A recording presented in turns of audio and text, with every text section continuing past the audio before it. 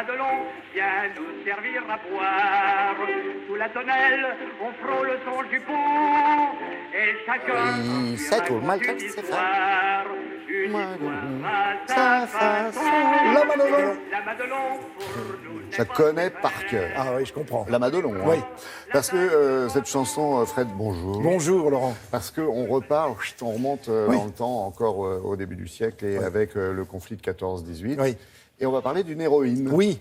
Louise, Une espionne. Une espionne, une résistante, Ouais. une femme qui s'est battue pour les autres, parce qu'elle a tout sacrifié, y compris son existence, pour donner aux autres un peu de liberté et puis surtout un peu d'espoir. C'est Louise de Bettigny. Alors, tous celles et ceux qui nous regardent, et surtout dans le nord de la France, pensent à Louise de Bettigny parce qu'il y a beaucoup de rues, Des rues, beaucoup absolument. d'écoles qui portent son nom, y compris à Paris d'ailleurs, et aussi à Rennes, je parle que du nord, mais là voilà, Louise de Bettigny. Eh bien, figurez-vous que c'est une véritable héroïne. Attention, rappelons-nous bien, c'est la Première Guerre mondiale. En fait, elle fait des études. Pendant ses études, elle va partir à Londres. Elle est née à Saint-Amand-les-Eaux, donc dans le Nord.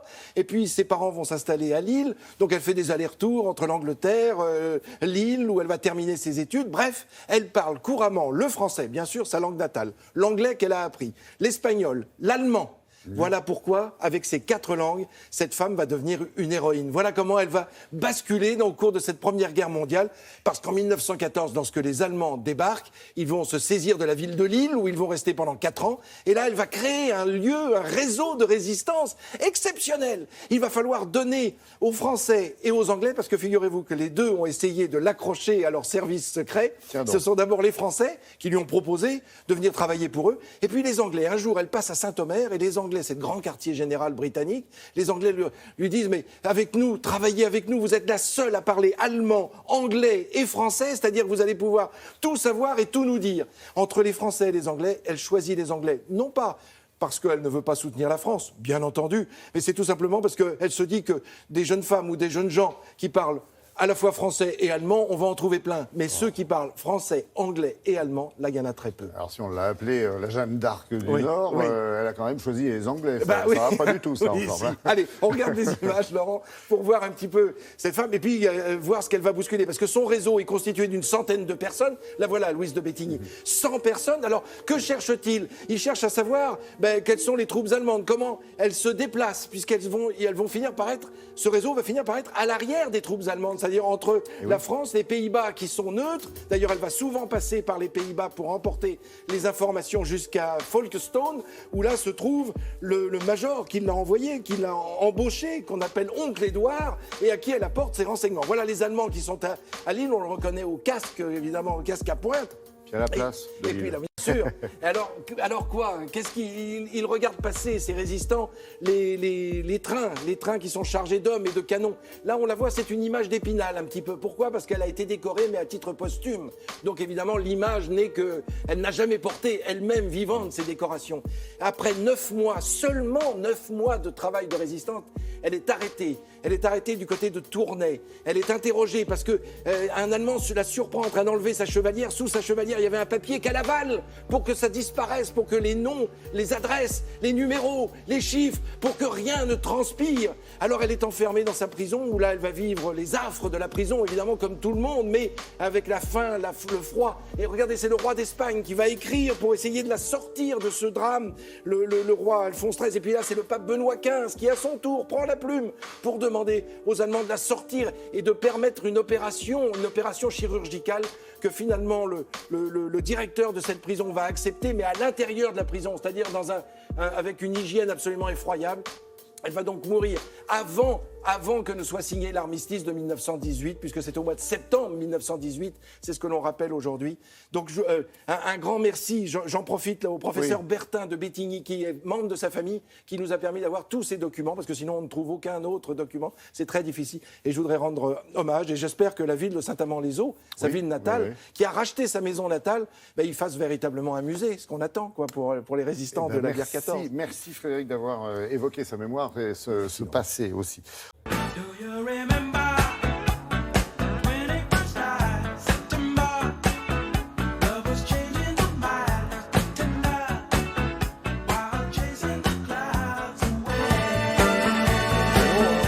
Alors là, Greg, bonjour. Bonjour Laurent. Ce sont les basketteurs français qui peuvent danser. Parce qu'ils l'ont échappé belle hier. Ah, c'était limite. On rappelle que c'est l'Euro, que ça se passe en Finlande. Ils étaient face à la Pologne et ils battent la Pologne de très peu. Il y a un garçon qui s'est illustré pendant cette rencontre. Je vous propose de regarder ce qui s'est passé hier pour leur avant-dernier match de poule. Les Bleus ont totalement raté leur début de match. Ils étaient menés de 8 points à la pause. Ils ont été même en retard au score jusqu'à 7 minutes de la fin. Et la France peut remercier Thomas Hurtel, auteur de 23 points, dont 21 points en deuxième période. Le Français permet donc de gagner. Ils battent finalement les Français, ces Polonais, 78-75. Troisième succès en 4 rencontres. Aujourd'hui, ils affronteront les Français, la Slovénie, pour la place du premier groupe. Une autre équipe de France qui gagne, l'équipe de France Espoir de football qui débute bien ses qualifications pour l'Euro 2019. Hier, au Mans, les Bleuets ont dominé le Kazakhstan 4-1. L'attaquant Martin Terrier, lillois prêté à Strasbourg, s'est offert un triplé. C'était sa première sélection dans cette catégorie. Vous parlez de foot, il y a toujours aussi les sélections pour le mondial. Exactement, ça continue avec l'Espagne qui a fait un carton plein, l'Italie qui gagne d'un petit but et le Brésil qui a été accroché. On va commencer par les Espagnols. Liechtenstein. Et le score, écoutez-moi bien, regardez en plus, c'est un 8-0 quand même pour les Espagnols. C'est la plus large victoire espagnole en compétition officielle à l'extérieur. La 7e en 8 matchs dans cette campagne de qualification. Aspas et Morata ont inscrit 2 buts chacun. On parlait de l'Italie, l'Espagne est devant l'Italie dans le groupe, exactement, et les Italiens ont battu l'Israël d'un petit but 1-0, donc but d'Immobilier, les Italiens quasi assurés de disputer les barrages.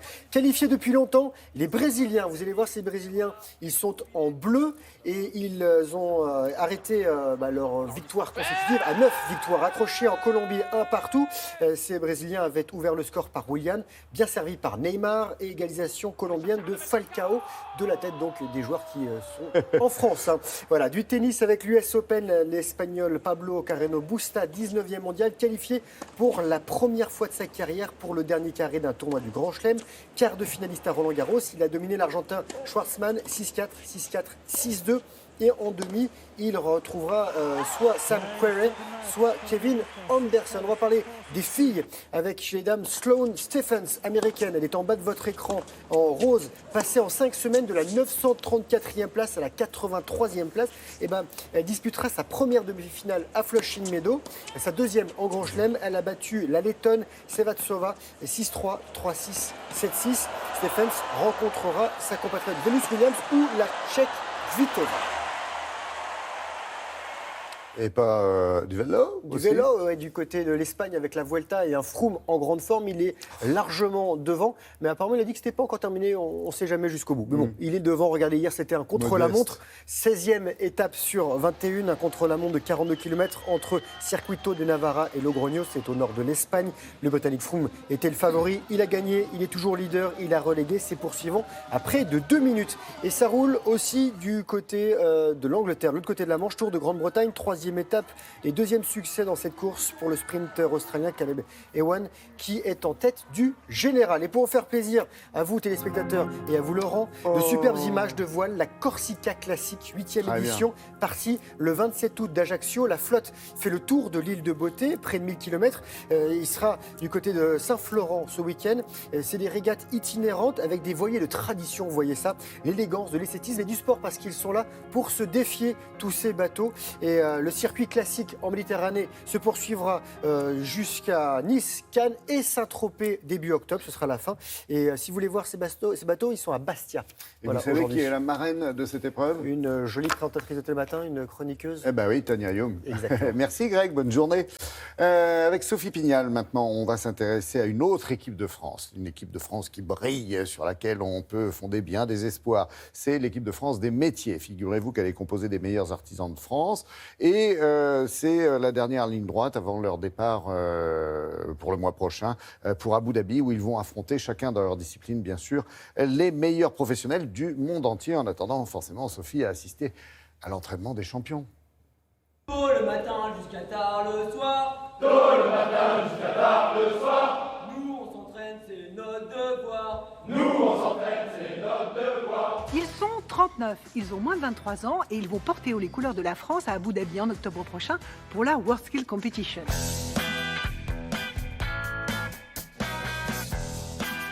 Ils étaient près de 7500 au niveau régional. Ensuite, ils sont venus aux finales nationales en mars dernier à Bordeaux. Ils étaient 630 lors des finales nationales. Et de cette compétition nationale, eh bien, nous avons sélectionné les médailles d'or pour les emmener à Abu Dhabi. C'est du très haut niveau. Bon nombre de très grands professionnels m'ont avoué qu'ils sont incapables de faire ce que ces jeunes sont en capacité de faire dans aussi peu de temps.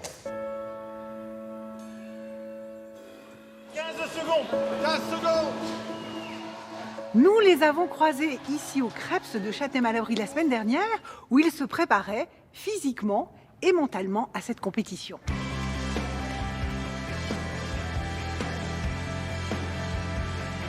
Jours de compétition, plus de 25 heures de compétition de très haut niveau. Ça demande une préparation physique extraordinaire parce qu'il faut avoir un corps qui soit adapté. Et puis faire une compétition de ce niveau-là devant autant de spectateurs, il faut être vraiment très concentré dans sa bulle. Et c'est la raison pour laquelle toute cette préparation physique et mentale, ils sont sur ce sujet-là de la concentration et aussi de l'esprit d'équipe parce qu'on ne gagne pas tout seul, on gagne aussi en équipe. Et l'équipe est soutenue au plus haut sommet de l'État. Le 29 août dernier, elle a été accueillie au ministère du Travail et a reçu les encouragements de Muriel Pénicaud.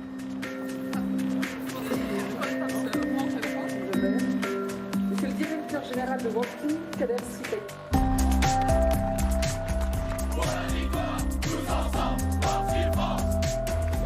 Vous allez être confronté à 1200 autres candidats et compétiteurs de 76 pays. Vous allez porter les couleurs de la France. Ça va être très riche en émotions, très riche en exigences.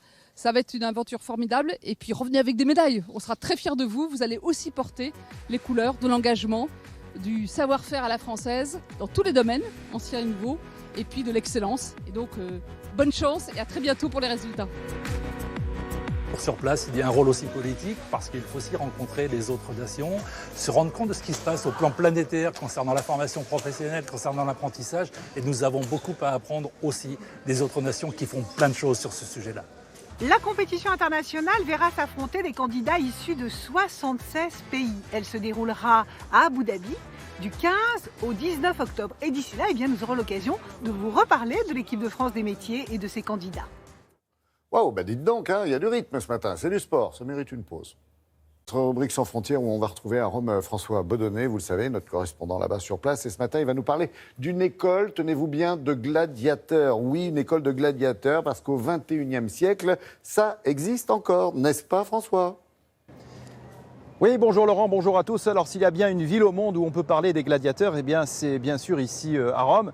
À l'époque antique, il y a plus de 2000 ans, eh bien, il y avait des écoles de gladiateurs. Il y avait deux types d'écoles, les écoles privées et également des écoles publiques, si on peut dire, parce que c'était les écoles de l'empereur. 2000 ans après, eh bien, des passionnés d'histoire, des passionnés de cette époque ont reconstitué une école de gladiateurs. Alors il s'agit d'une école cette fois avec un objectif évidemment très différent. Ça s'adresse plus à des touristes, à des enfants de touristes même. C'est un peu cher, hein, ça coûte 100, 120 € la journée, mais en tout cas ça a beaucoup de succès. Je vous propose de prendre votre glaive et votre bouclier et de regarder ce reportage signé Laura Tositi.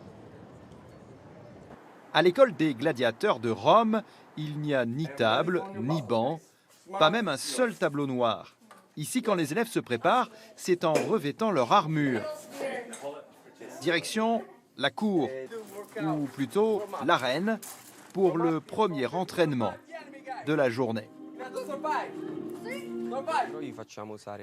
Les sacs de sable, c'est pour les réflexes. Les armes sont en bois et on leur fait aussi faire un peu de lutte gréco-romaine pour qu'ils prennent confiance dans leur corps. Les professeurs appartiennent tous à un groupe de passionnés d'histoire antique. Chaque détail est donc conforme à ce qui se passait à Rome il y a plus de 2000 ans, tant au niveau des techniques de combat que des armes utilisées. Cet entraînement est vraiment celui des gladiateurs. On apprend par exemple aux élèves à manier la rudis, qui était l'épée d'entraînement similaire au glaive, l'épée romaine. Pendant 2 heures, les enfants reproduisent les gestes des héros du Colisée et du Cirque Maxime. Une façon de vivre l'histoire de l'intérieur, comme acteur. Et quand commencent les combats, les parents peuvent eux aussi se mettre dans la peau d'un gladiateur. On adore apprendre l'histoire de cette manière. C'est une belle activité à faire en famille et surtout, bien sûr, ici à Rome. Dans la Rome antique, les combats singuliers se terminaient bien souvent par la mort. Aujourd'hui, le public est moins avide de sang. À l'école des gladiateurs, on ne vient que pour passer une bonne journée. Il y a un côté Spartacus de le retour. Merci François. Dites-moi François, au fait, il y a encore aujourd'hui des gladiateurs dans les rues de Rome ? Oui, effectivement, Laurent, aussi incroyable que cela puisse paraître, il y a toujours aujourd'hui des gladiateurs dans les rues de Rome, sur les places de la ville. Si vous allez en particulier à côté du Colisée, le Colisée où il y a à peu près 20 000 personnes chaque jour qui s'y rendent, eh bien vous allez trouver des gladiateurs. Ce sont des gens qui vont venir vers vous, qui vont vous proposer de prendre une photo avec eux, évidemment moyennant finance. Alors ces gladiateurs posent problème. Depuis toujours, la mairie de Rome a essayé de les empêcher, d'interdire leur présence, d'empêcher de travailler. Et ça ne marche jamais. Ils ont été interdits l'an dernier pendant quelques mois. Ils sont tout de suite revenus. Ce que je crois, Laurent, c'est que la ville de Rome aura toujours ces gladiateurs, en tout cas tels qu'elle les avait il y a 2000 ans maintenant.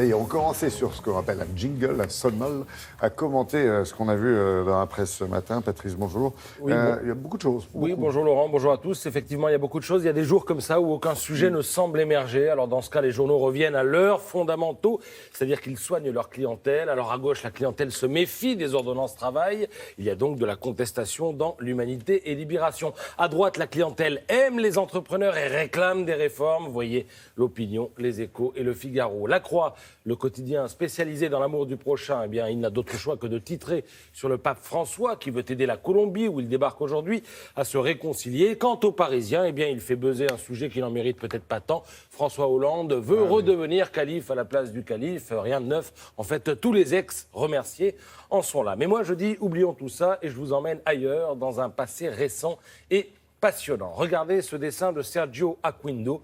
En haut, on distingue les côtes du Maghreb. En bas, 3 légionnaires en pleine action. Et à droite, imposante et coiffée d'un chapeau qui fit sa réputation, la silhouette de Monsieur France-Afrique, Jacques Foccart. Alors sous De Gaulle, eh bien Foccart, c'était l'homme de l'ombre, celui de toutes les entourloupes en rapport avec le continent africain.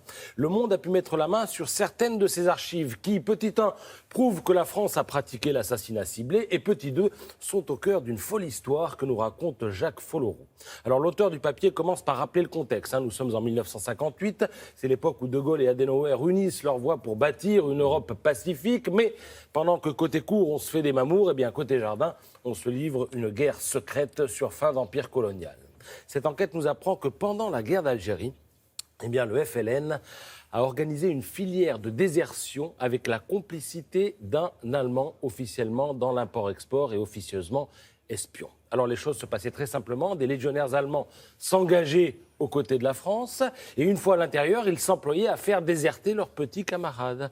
Ensuite, soit ils passaient par Nador, qui est, comme on le voit sur la carte, une enclave espagnole en territoire marocain au nord, soit ils passaient par le sud marocain, là aussi en territoire espagnol, ils prenaient un bateau à Ifni au sud-ouest, ensuite ils arrivaient à Ceuta au nord, une autre enclave espagnole. Et tous ces gens-là atterrissaient finalement à Tétouan, où ils étaient accueillis par l'agent allemand, un dénommé Schulz, qui leur fournissait passeport et billets d'avion pour Madrid. Alors les Français repèrent l'Allemand, et c'est là qu'on arrive au point culminant de l'affaire. Si vous voulez, Laurent, savoir comment ça se passe quand une tête est mise à prix, regardez, tout est dans ce document intitulé « Fiche relative à la désignation d'un objectif ». Alors, c'est écrit en toutes lettres, Schulz, sujet allemand, résident à Tétouan, est le chef d'une organisation de désertion de légionnaires français. Le chef d'état-major a proposé aux SDES, c'est-à-dire les services secrets français, que cet individu dont l'action est néfaste aux intérêts français soit neutralisé, dit le document. Un contact commercial a été établi avec Schulz. Ce contact, entretenu par correspondance, doit nous permettre d'attirer l'objectif dans un lieu favorable et de le traiter discrètement par toxique indétectable et à effet différé. C'est-à-dire, en gros, on va l'empoisonner. Regardez, c'est ce que dit le document. Alors, il est demandé que cet individu soit désigné comme objectif. Et alors là, on distingue sur cette demande d'autorisation de meurtre, en fait, l'écriture de Jacques Foccart. En toutes lettres, est donné accord de principe. Accord de l'amiral Cabanier, qui est le chef d'état-major attaché au général de Gaulle, aussitôt transmis au colonel Roussilla, qui est le chef du service action du SDES, c'est-à-dire la barbouze en chef. Alors finalement, la fin de l'histoire, les Français ont raté Schulz. Il a été mis à l'abri à Madrid au dernier moment, le temps de se faire oublier. Ça a duré pendant des années. Et ce sont ainsi 4111 légionnaires déserteurs qui ont été rapatriés par le réseau de Schulz. 4111, dont 2783 Allemands, qui constituent donc la plus grosse proportion. Donc si vous voyez, Laurent, votre nom sur ce genre de document, mettez-vous à l'abri. Oui, et puis j'espère qu'on n'appellera pas Papa Schulz. Donc bonjour Caroline, pour Bonjour. la Cap-Vérité, vous recevez Florence Parly. Oui, la ministre des Armées, alors vous le savez, elle s'est retrouvée au milieu d'une crise sans précédent entre le président et les militaires. L'affaire a laissé des traces et la question du budget crispe toujours dans les rangs.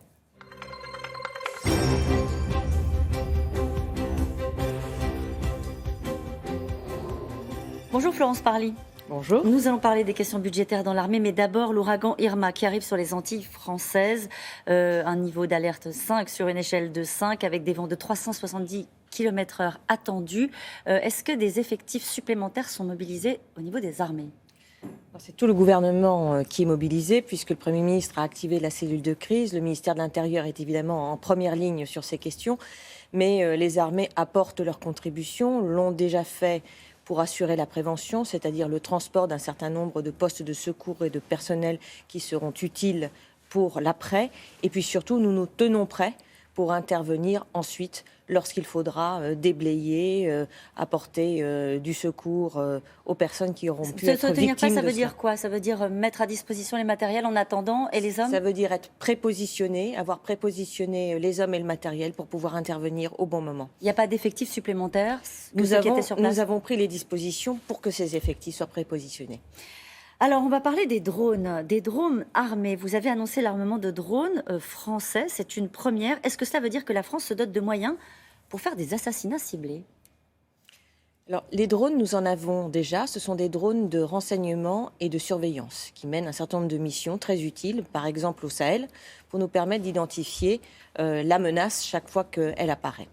Alors, pourquoi avoir choisi de franchir une étape ? Tout simplement parce qu'aujourd'hui, lorsque nous identifions une cible, une menace, eh bien, nous devons faire appel à d'autres moyens, par exemple nos avions de chasse ou bien des hélicoptères, pour pouvoir intervenir.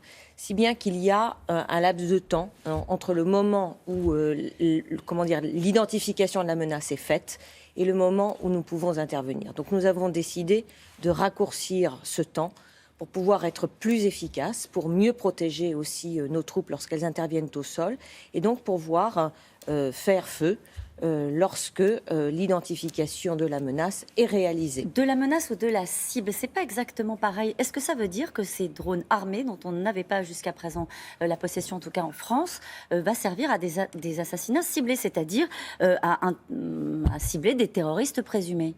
Ces drones sont destinés, aujourd'hui comme demain, à identifier des personnes, des actions qui mettent en cause nos forces ou des forces alliées. Donc, lorsque nous sommes sur un territoire de guerre, il s'agit de maîtriser cette menace. Donc, il faut intervenir. Alors, ce qui est très important, c'est que ces drones, ils sont pilotés. Ils sont pilotés par des humains. Ce ne sont pas des automates. Ce sont, comme les avions, comme les drones armés aux États-Unis. Ils sont pilotés par des personnes qui ne sont pas du tout pilotées depuis Paris, mais qui sont pilotées au plus près des théâtres d'opération. Donc ce ne sont en rien des robots et ils interviendront exactement selon les mêmes règles que celles que nous utilisons pour nos avions de combat, pour nos hélicoptères. Il n'y aura pas de différence. Le nouvel chef d'état-major des armées, le général Lecointre, que vous connaissez bien, vous a fait la leçon hier. Il a repris le même combat que son prédécesseur sur la question budgétaire et il vous met en garde, dit-il, contre les décisions budgétaires sauvages. Est-ce qu'il va être remercié lui aussi ? Je suis un peu désolée qu'on revienne sans cesse sur un passé qui est révolu. Ça, c'était hier, hein ? Sur un passé qui est révolu, puisque les coupes budgétaires auxquelles vous faites allusion, ce sont des coupes budgétaires qui ont été annoncées et mises en œuvre il y a déjà plusieurs semaines. Ce qui compte pour moi, c'est l'avenir. Et l'avenir, c'est quoi ? C'est un budget 2018 qui progresse de façon historique. Et ça, c'est la volonté du président de la République d'assurer un tournant historique lui aussi par rapport à ce qui s'est passé les années précédentes. Et puis au-delà du budget de l'année 2018, c'est aussi un engagement de faire progresser dans la durée ce budget, puisque sur toute la durée du quinquennat, eh bien, le budget des armées progressera.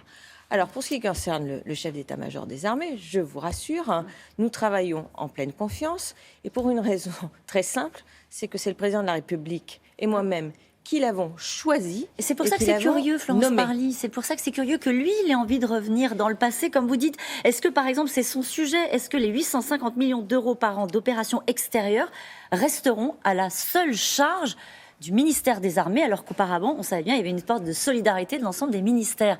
Est-ce que ça va changer? Est-ce que vous pouvez le rassurer là-dessus? Je me suis engagée. Et une première chose, c'est que ces 850 millions d'euros d'annulation ne portent en aucun cas sur le fonctionnement des armées et la condition de nos soldats au quotidien. Ça, c'est le premier point.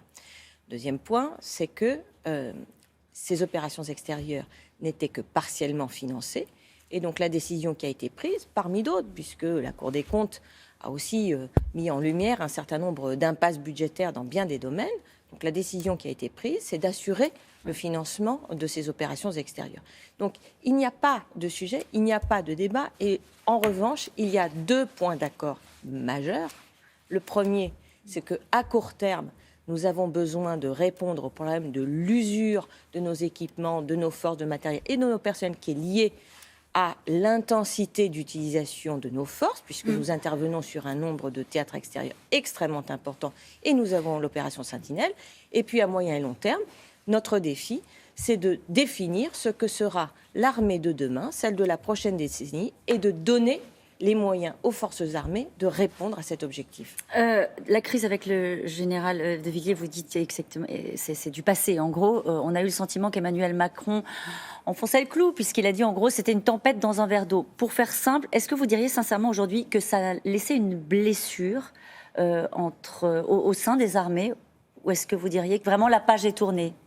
Moi, je ne suis pas là pour rallumer sans cesse les polémiques. Ce qui m'intéresse, c'est l'avenir, le futur. Je suis très déterminée pour mettre en œuvre les objectifs du président de la République. Il est parfois rude, le futur. Vous avez évoqué hier à propos de la Corée du Nord un risque de conflit majeur. Est-ce à dire que notre état-major travaille sur une hypothèse d'un conflit majeur dans cette partie du monde? Alors, la Corée du Nord a procédé à un tir de missiles balistiques il y a quelques jours. Ensuite, a fait un essai de tête nucléaire qui, évidemment, déstabilise profondément la paix dans la région et la paix internationale. C'est une violation manifeste du droit international, donc il nous faut nous tenir prêts. La première intervention, c'est celle qui consiste à faire preuve de fermeté dans nos déclarations, fermeté que nous avons sollicitée auprès de l'ONU, et puis solidarité auprès de nos alliés. Donc c'est dans ce cadre que nous discutons. Merci beaucoup Florence Parly, c'est à vous Laurent.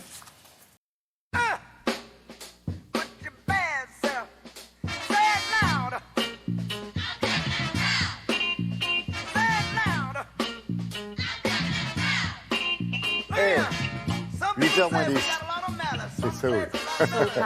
Comment ça va, Myriam? Ça va bien, merci. Alors, ça fait plus d'un mois, merci Pauline pour la petite remarque, qu'il y a une exposition formidable à Londres. Ah oui. Et qui vous a simplement esbaudi. Voilà, c'est une exposition qui s'intitule Soul of Nation, Art in the Age of Black Power. Vraiment, c'est l'âme de la nation.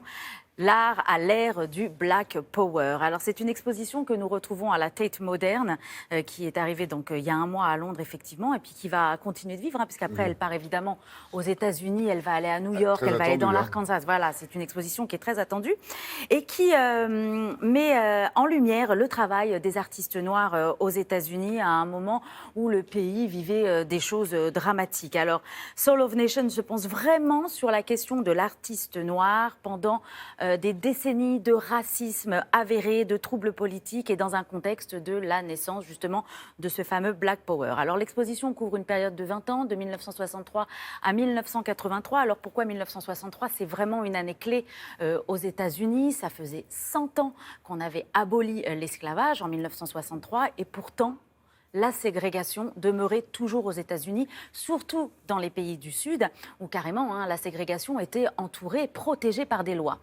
Donc 1963, c'est aussi l'année où 250 000 personnes se sont rassemblées à Washington pour écouter évidemment le fameux discours de Martin Luther King. Et puis 1963, c'est effectivement un ras-le-bol, puisque ça faisait 3 ans que Kennedy était élu. Il avait promis de faire des choses et de lutter contre la ségrégation. 3 ans après son élection, rien n'était fait. Donc des groupuscules ont commencé à se former. La lutte, la résistance sur le plan politique, législatif et social. Et évidemment, le monde de l'art noir va aussi faire bousculer les lignes. C'est ce que je vous propose de découvrir à la Tate. I have a dream that one day this nation will rise up, live out the true meaning of its creed. L'exposition Soul of Nation, l'art à l'époque du mouvement Black Power, couvre une période de 20 ans, de l'année 1963 à 1983. Cela correspond à une période de transition explosive dans l'histoire de l'Amérique, mais pas seulement, dans le monde aussi. Avec la guerre du Vietnam, mai 68, l'heure était à la rébellion.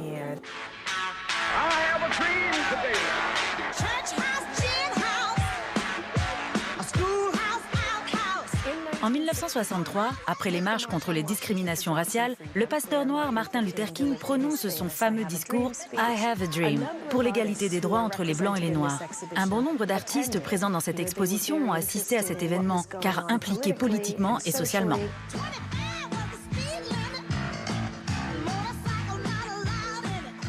Le collectif new-yorkais Spiral Group se posait des questions sur l'identité noire. Qu'est-ce qu'être un artiste noir en Amérique et à quoi sert notre art ?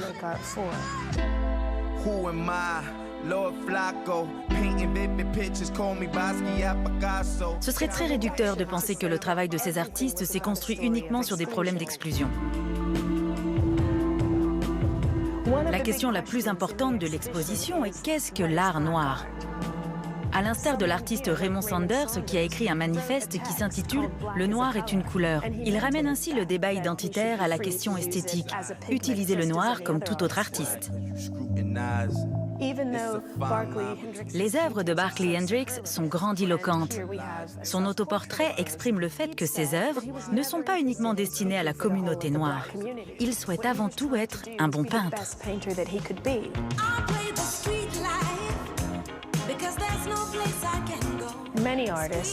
Beaucoup d'artistes femmes sont représentées ici. Leurs statuts les ont amenées à se poser des questions sur leur engagement, évidemment sur les difficultés d'être noire aux États-Unis, mais aussi sur la place des femmes dans la société, tout simplement. Nous consacrons d'ailleurs une pièce entière autour du travail de Betty Sarr, connue pour son travail d'assemblage et pionnière du mouvement féministe noir.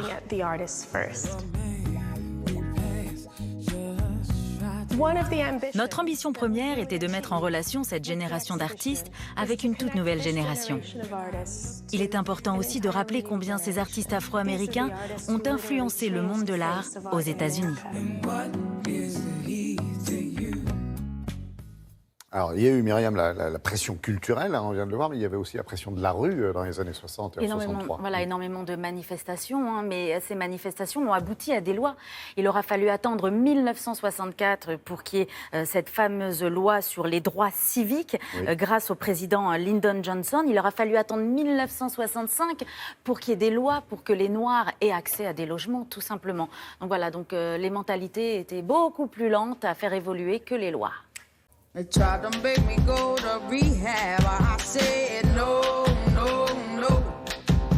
Yes, I've been black, but when I come back, no, no, no. Ah, elles ont du rythme ce matin sur le plateau. Hein. Oui. Ça va, Brigitte Fanny. On va parler des addictions, pas n'importe lesquelles, à l'occasion de la sortie d'un livre signé de 2 spécialistes qui poussent un coup de gueule d'ailleurs à ce sujet-là. On parle bien des addictions comportementales, c'est ça? Oui, effectivement, puisque dans ce livre, ces 2 spécialistes dénoncent en quelque sorte le fait que ces addictions ne sont pas assez connues et assez bien prises en charge en France. Alors, qu'est-ce que c'est que les addictions comportementales? On connaît les addictions aux substances, c'est-à-dire l'addiction au cannabis, à l'alcool, etc. Et les addictions comportementales, ce sont des addictions sans substance, c'est-à-dire que ce sont des personnes qui sont accros, dépendantes de comportements. Ce sont les comportements qui sont en cause, l'addiction au jeu, l'addiction au sexe, l'addiction aux écrans, l'addiction aux expositions. Bon, ça va encore. Alors, l'addiction aux écrans, c'est très répandu. Oui, bien sûr, de la même façon que si une personne est en manque, est addicte, par exemple, au cannabis, est en manque, eh bien, elle va souffrir physiquement et psychiquement. Ben, ces personnes, quand elles sont en manque du comportement, ben, elles vont souffrir aussi, de manière peut-être un peu différente, mais il y a un phénomène de manque qui peut arriver. Alors, les addictions aux écrans, c'est quand même assez répandu, notamment chez les jeunes. Ça peut être l'addiction aux réseaux sociaux, à Internet. On parle, au téléphone portable aussi, on parle aujourd'hui même de binge watching. Sur le même mode que le binge drinking, ce sont des personnes qui vont faire une sorte de marathon télévisuel pour regarder pendant des heures, des week-ends entiers, des nuits entières, par exemple tous les épisodes d'une série, toutes les saisons d'une série, sans s'arrêter. Alors, le problème, c'est que beaucoup de gens se disent ce ne sont pas des vraies addictions, ces gens n'ont pas besoin d'aller voir un psychiatre, n'ont pas besoin de se soigner. Or, les dernières recherches, notamment en imagerie cérébrale, montrent qu'on peut être drogué sans drogue. Et justement, le problème, c'est que ce n'est pas assez reconnu et ces addictions, on peut pourtant les prendre en charge. On regarde.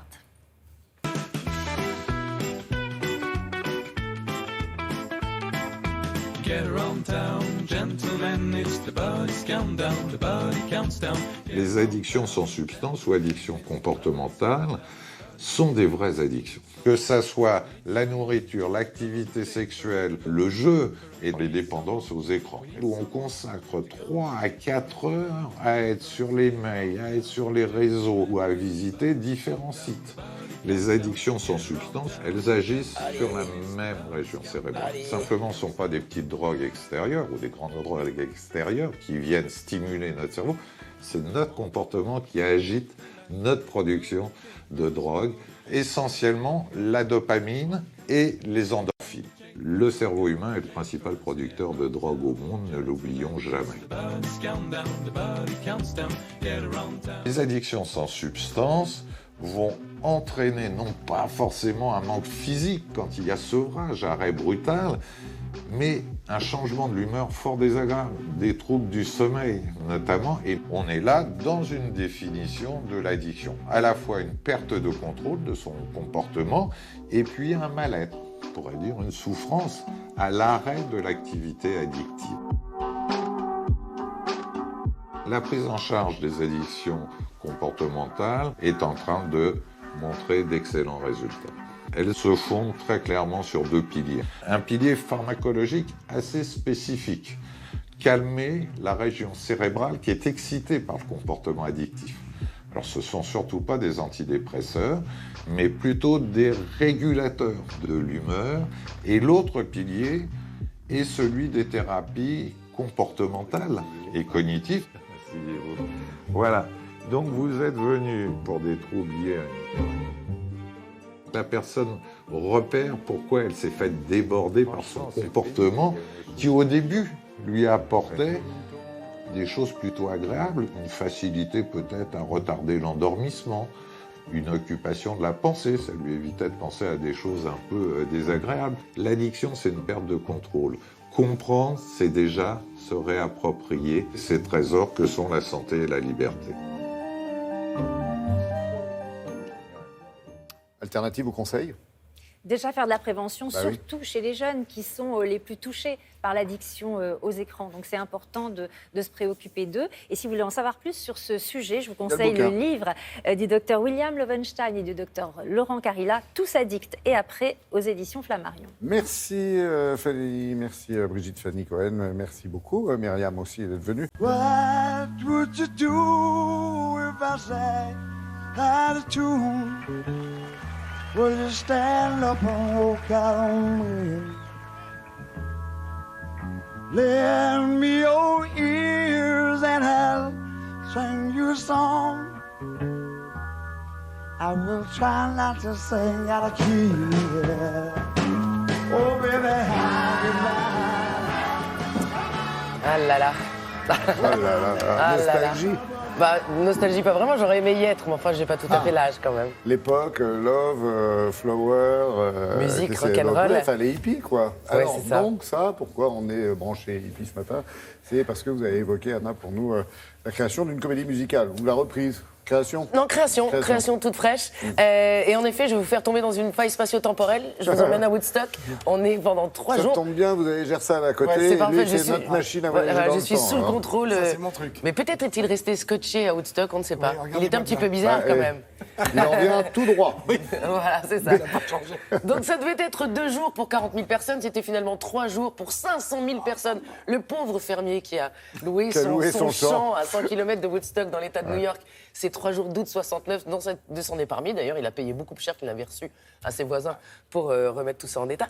Bref, 3 jours mythiques qui ont évidemment bouleversé la musique moderne. Le monde, ça a bouleversé le monde. Le monde, exactement. Tout ce qu'on écoute aujourd'hui est toujours très marqué de toute cette contre-culture des années 60 et 70 qui s'est exprimée ces 3 jours-là sur les scènes de Woodstock.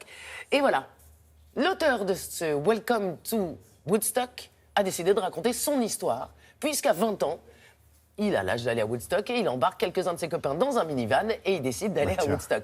Donc il y découvre des tas de choses, la musique bien sûr, mais aussi l'amour, la paix, la liberté, la drogue, etc. On parlait de dépendance tout à l'heure, évidemment. Il y en avait quelques-unes, enfin tout le monde n'était pas tout à fait les pieds sur terre pendant ces 3 jours, c'est évident. Ça planait. Ça planait pas mal, mais surtout la musique était extraordinaire. Sur scène, ils sont 11. Tout était joué live, 2 heures de musique, vous entendrez du Jimi Hendrix, du John Baez, enfin tout y est. Et l'humour aussi, c'est très drôle. Vous verrez que celui qui campe Jimi Hendrix, en fait, c'est pas du tout Jimi Hendrix, c'est Jean-Michel de Aubervilliers qui est fan de Jimi Hendrix et qui vient enfin, voilà, mais ils sont très très bons. Sans trucage. Ils sont en plein travail, exact, sans trucage. Sans aucun trucage, tout live, tout chanté, joué live. Ils sont sur scène. Le metteur en scène habitué à des grands classiques s'éclate dans cet exercice-là. Et on les a découverts en coulisses, en plein boulot. Ils vont être prêts, c'est dès vendredi au Comédia à Paris.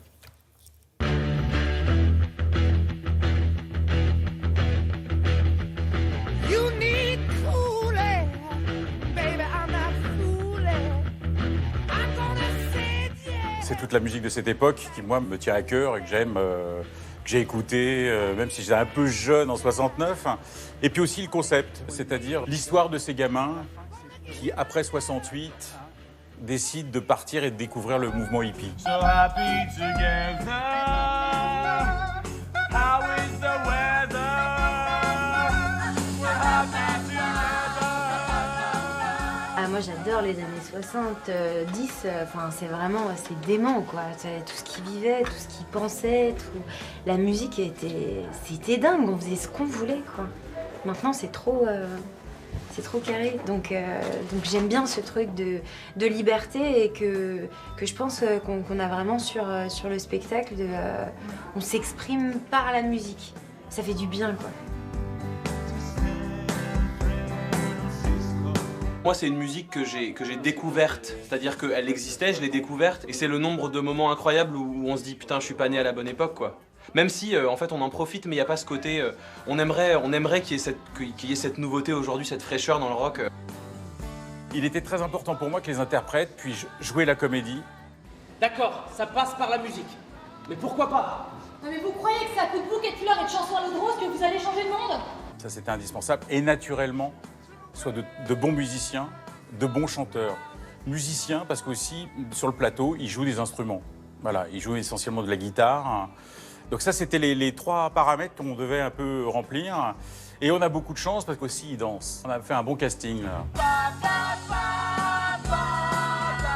Moi, je fais le rôle de Martine, qui est sympathique, qui aime détendre l'atmosphère et qui, je ne le dirai jamais assez, Dixit, mon metteur en scène, est une bulle de champagne dans le spectacle.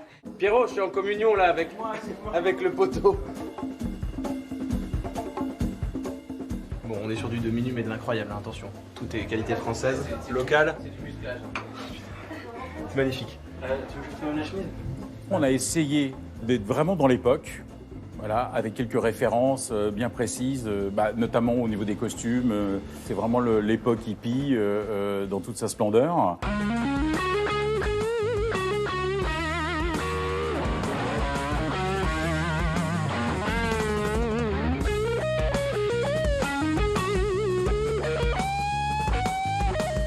Un élément très important, c'est la vidéo. La vidéo nous permet, comme ça, de changer de lieu, même des fois de changer de lieu au sein d'un même tableau, de voyager, avec des images d'archives. Il y a tout l'aspect psychédélique. Et ils sont très bien, les Jean-Michel, là. Et Gérard, ils sont bons. Ouais, il s'appelle Xavier, en vrai, dans la vraie vie. Ce jeune comédien de talent. Et si t'en veux, où est-ce qu'on les trouve? Au Comédien à Paris jusqu'en janvier, donc vous avez le temps et vérifiez. Pas de province, Moi, à mon avis, prévu. ça va arriver derrière. On n'est pas à l'abri. Et c'est rigolo de voir comment les jeunes générations connectent avec ces messages qui pourraient paraître datés, mais pas du tout. Hein, au vu de ce qui se passe, ma bonne dame.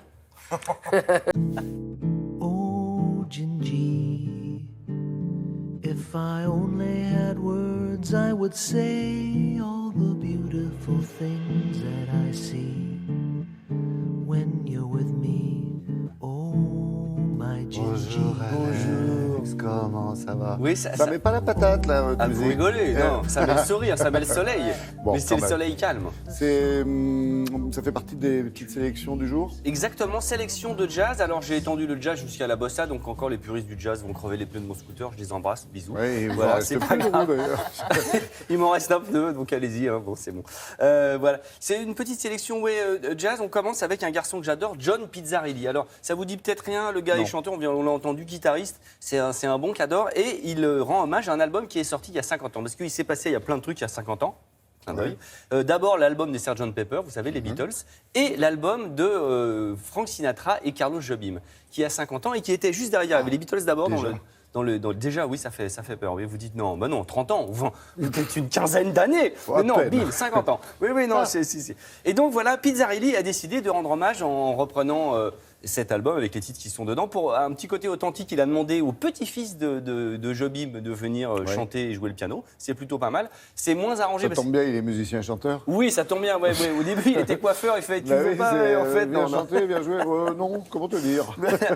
Donc, ce qui est bien, c'est qu'on retrouve le côté un peu désinvolte de Sinatra, le côté très classe chaloupé de Jobim. Tout est dedans. Pizzarelli, c'est pas une copie. C'est-à-dire que l'intérêt, c'est qu'il revisite vraiment les titres. C'est arrangé un peu différemment. C'est moins utilant. Je crois qu'on a un extrait. Cette chronique est bien préparée. Très bien. Bubbles, bangles, hear how they jing-a-ling-a. Bubbles, bangles, bright shiny beads, sparkles, spangles, your heart will sing, sing-a-ling-a, wearing bubbles, bangles and beads. Non, bien, on a tous mis des likes. Oui. J'aime bien quand il n'y a pas de bruit comme ça sur le plateau, tout le monde regarde avec la tête penchée. Oh, c'est bien. Alors qu'avec le deuxième extrait. Ah non, vous pouvez pas dire ça. Mathias Lévy, c'est un chouchou. Moi, je l'ai vu sur scène il y a, je sais pas, une petite année. J'étais bluffé. Violoniste français, violoniste manouche, swing, vous savez, et un peu dans la veine de Grappelli. Et justement, c'est un album qui s'appelle Revisiting Grappelli. Donc Stéphane Grappelli, l'immense. Et ce qui est dingue, c'est que cet album a été enregistré en concert, en live à la Philharmonie. Et Mathias joue sur le violon de Grappelli qui lui a été prêté par le musée. Oui, absolument. Et alors attention, là à nouveau, c'est la même chose. C'est pas dans la copie 2 parce que ça reste, il y a la signature et l'attaque, la façon de jouer, le débit de Mathias Lévy. Mais évidemment, il reprend des thèmes de Grappelli, pas les plus connus, mais bon, les valseuses, enfin des choses incroyablement touchantes. Regardez, le gars est super fort. Écoutez aussi. Non.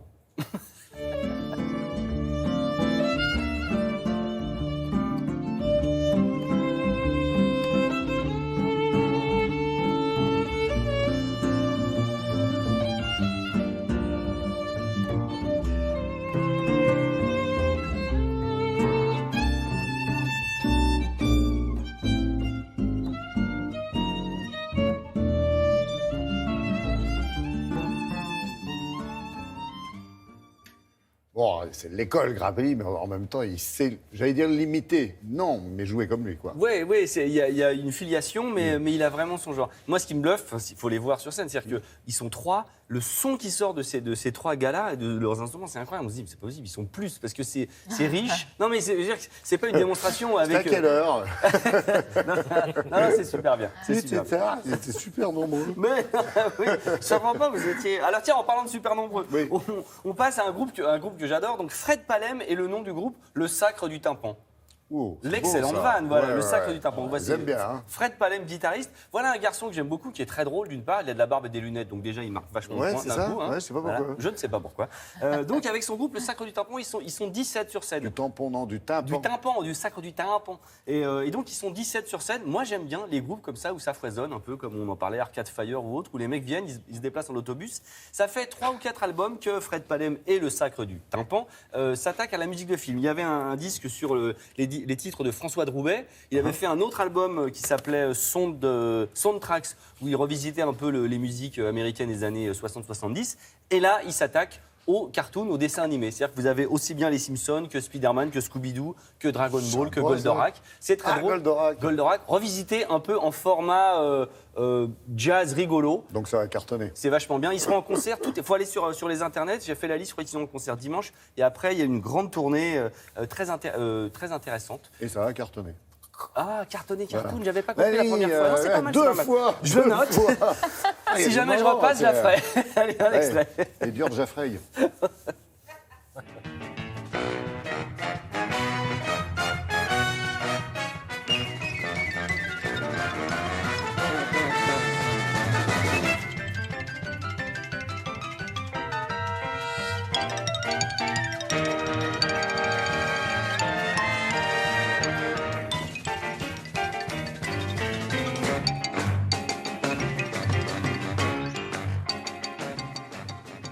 C'était les Simpsons, hein, pour ceux qui ont hiberné sur ces dernières années. Thème de Danny Elfman. Et d'ailleurs, thème de Danny Elfman, donc toutes les musiques ont été arrangées par un monsieur qui s'appelle Alf Clausen, qui est un immense arrangeur américain et qui s'est fait remercier de la série la semaine dernière. Et ça me fait de la peine.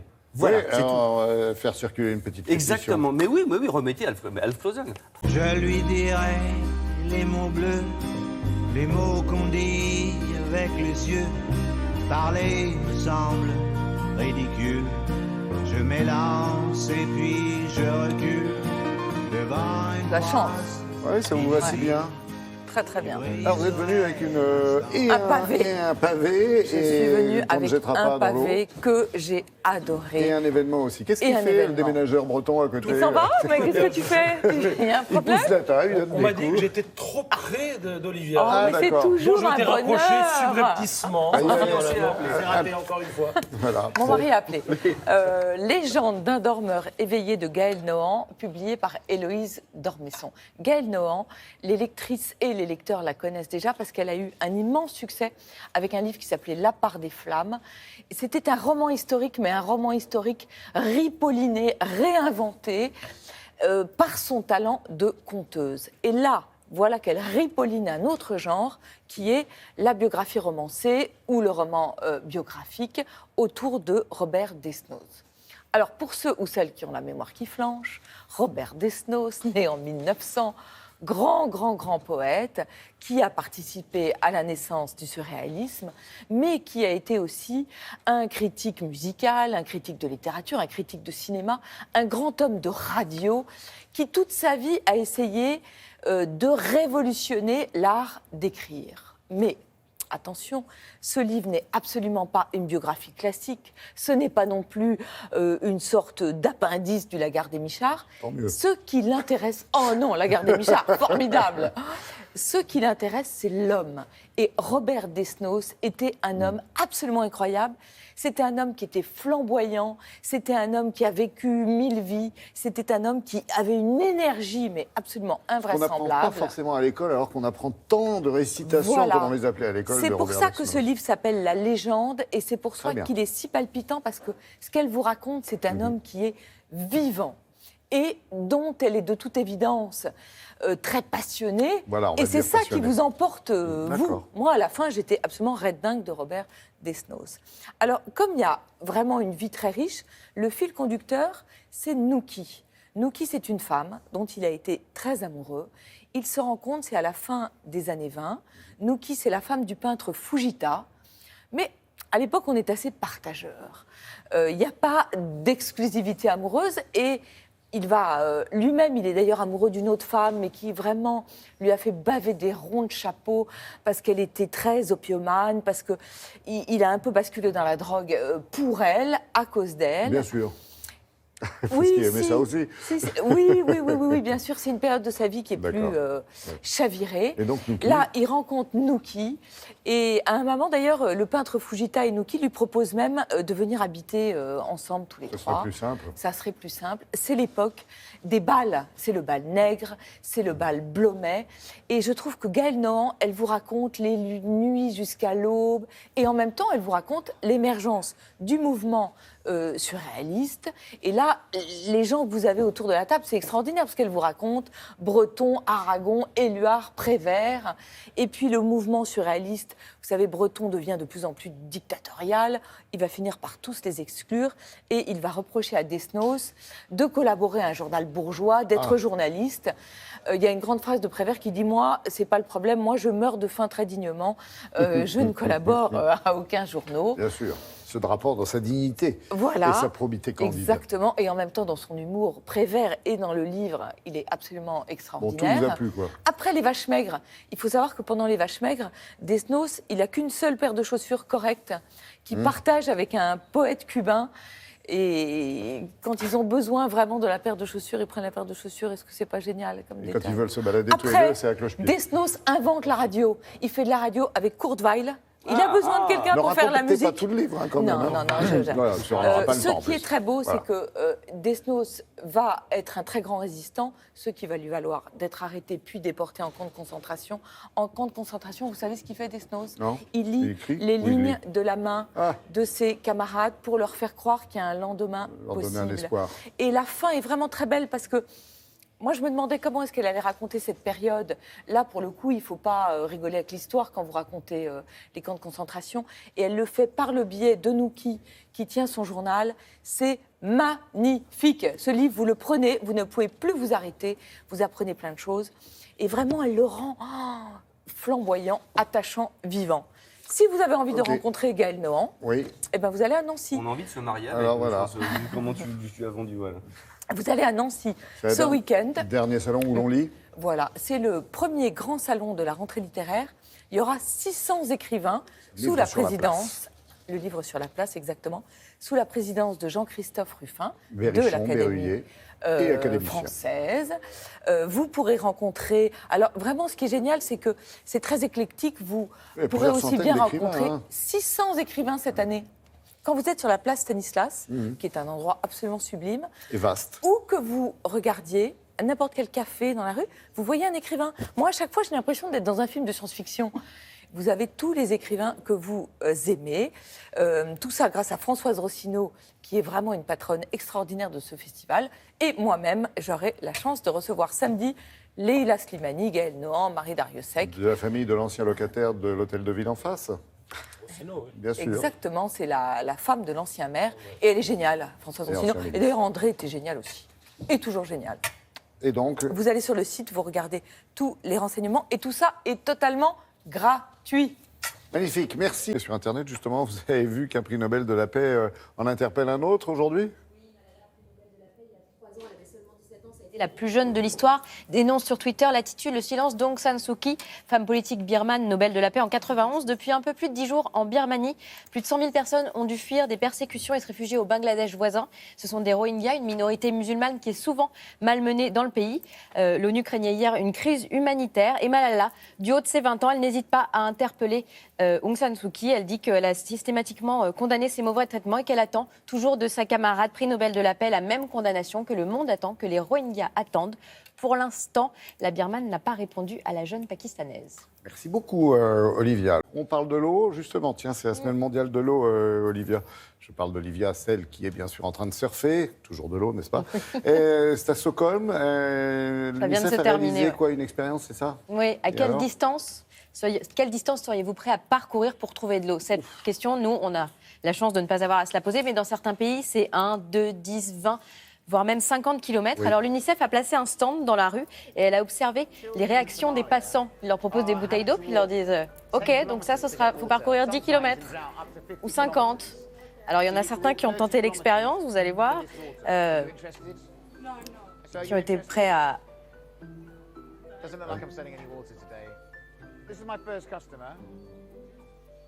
Voilà, il y en a qui ont tenté, mais alors après, il y a un deuxième effet, vous allez voir, une fois qu'on a eu accès à cette eau, et ben cette eau, elle n'est pas forcément salubre. Dans les ingrédients, on a l'hépatite, le choléra, la typhoïde, voilà. L'eau, c'est une chose, l'eau potable, c'en est une autre. L'accès à l'eau potable, évidemment, reste difficile pour des millions de personnes dans le monde. En Somalie, c'est 2,5 millions d'enfants. Voilà, c'est ça le message que voulait faire passer cette campagne. Il fallait que ce soit dit. Merci, Olivia.